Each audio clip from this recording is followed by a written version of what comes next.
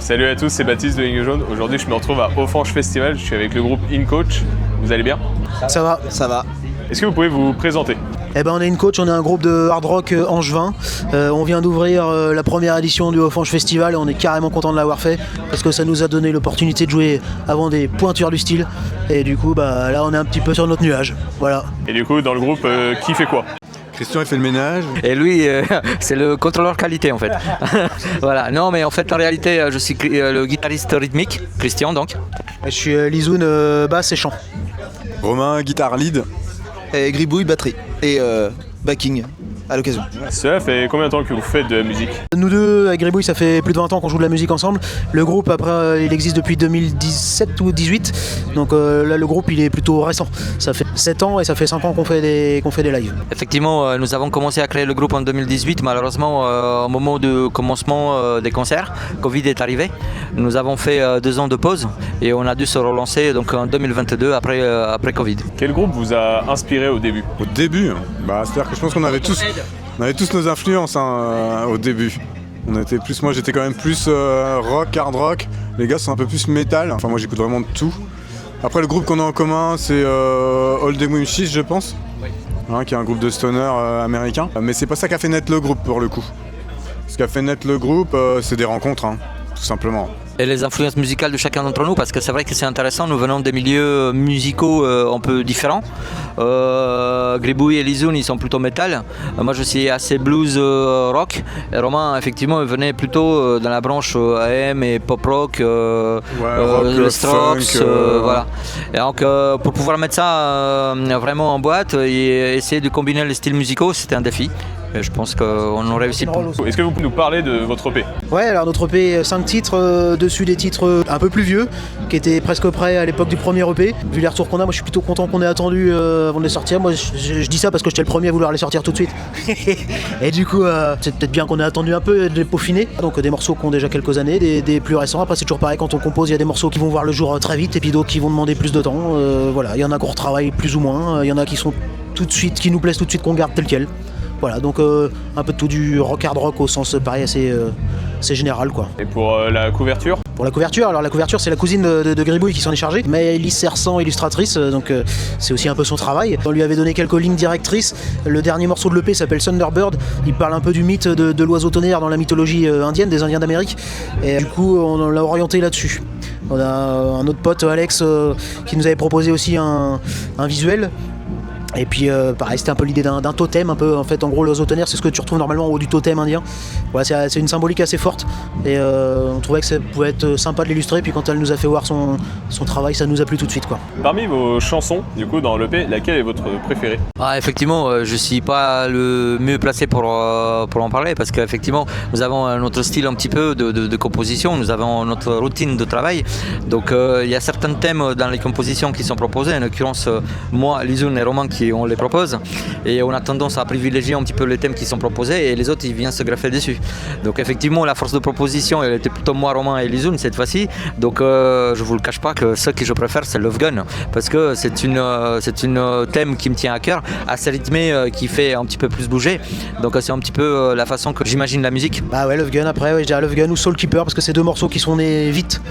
Moi j'aime bien ça, j'aime bien quand on passe pas des semaines ou des mois à se dire ah là on va peut-être en enlever un bout, on va peut-être en rajouter un peu. Du coup Soul Keeper il est arrivé avec son riff, on s'est mis direct dessus, ça nous a plu tout de suite.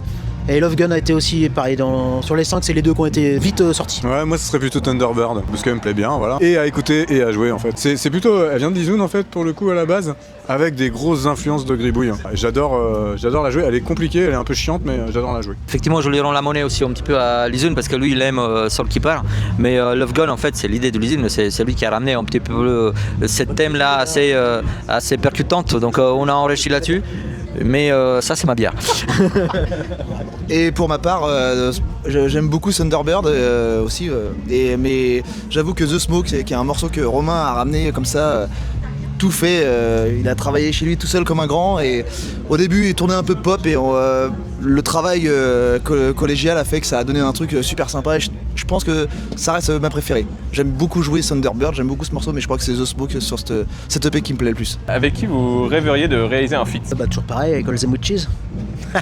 Non, mais effectivement, nous avons tous des rêves parce que nous sommes bernés dans la musique rock et on a tous des idoles qui sont toujours vivants, et heureusement. Mais c'est vrai que All Them Witches en fait fait la unisson. On est tous d'accord que le son de All Them Witches, c'est un petit peu la Bible d'Incoach, on adore ça. Et donc en réalité, je pense qu'on mettra tout le monde d'accord que All Them Witches sera un excellent featuring si un jour on a l'occasion. C'est un rêve de jouer avec eux. Moi j'aurais dit Michael Young, mais bon. Est-ce que vous vous souvenez de votre toute première scène pour InCoach? Ouais. Alors si on parle de la première, enfin est-ce que dans le jardin c'était une scène? Non. Non, notre première scène c'était pour le coup The Blue Monkeys, qui a un café concert à Angers.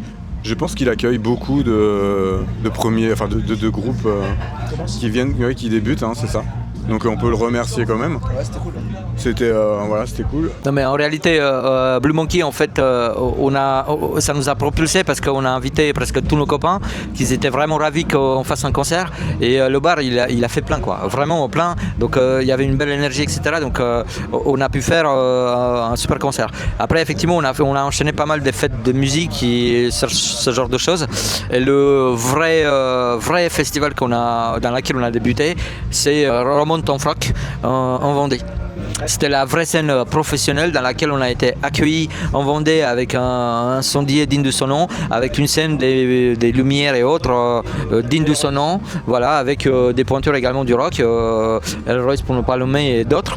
Et donc c'est vraiment cette vraie scène-là qui nous a propulsés. Où rêveriez-vous de jouer? Je pense que la réponse tu l'as tout de suite. En Martinique, ça doit être sympa.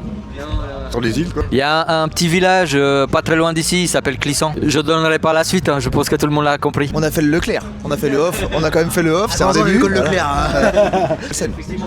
Quel conseil vous donneriez du coup à des jeunes artistes qui débutent? De prendre leur temps. Parce qu'on n'est pas jeune. De persévérer en fait. C'est ça. La musique c'est ça.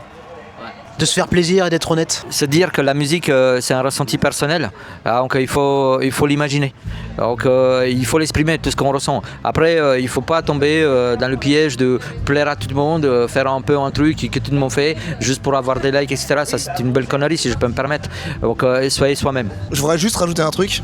Il faudrait aussi avoir un Christy dans son équipe, parce que c'est pratique pour faire des dates comme aujourd'hui. Voilà. Faut le trouver, ça se trouve sur les réseaux sociaux, c'est comme ça que je l'ai trouvé moi. Ouais, carrément, après il est un peu chiant. Quels sont vos projets à venir? Là ça va être quelques dates. On doit jouer la semaine prochaine au LCEP, donc en Loire-Atlantique, au-dessus de Nantes. Petit festival, 6ème édition d'un petit festival organisé par des gens passionnés, donc on est ravis de s'y rendre. Ouais, on va jouer avec les Distillers, on va jouer avec Dead Chic, avec Pitties. On doit jouer au mois de novembre dans un petit festival à côté d'Angers qui s'appelle Groupe en Scène, et on doit jouer fin novembre dans un festival à côté de Rennes organisé par Evans Colt Wild Production. Il va falloir qu'il trouve un nom plus court quand même, Nico, parce que... Et après les projets, ça va être écrire de la nouvelle musique. On a fait 2 EP, on aimerait bien faire un album. Bon voilà, ça prend un peu de temps, et puis on a quelques dates déjà prévues pour 2026, donc voilà, ça s'annonce bien. Dans le Hellfest. Ah bon, ils te l'ont dit. Ils nous ont pas appelé encore, quoi. Quel artiste ou quel groupe vous me recommanderiez d'interviewer? Les Vilains Clowns. Yes. Déjà fait. Elmer Footbeat, franchement, je pense que ça vole de retour.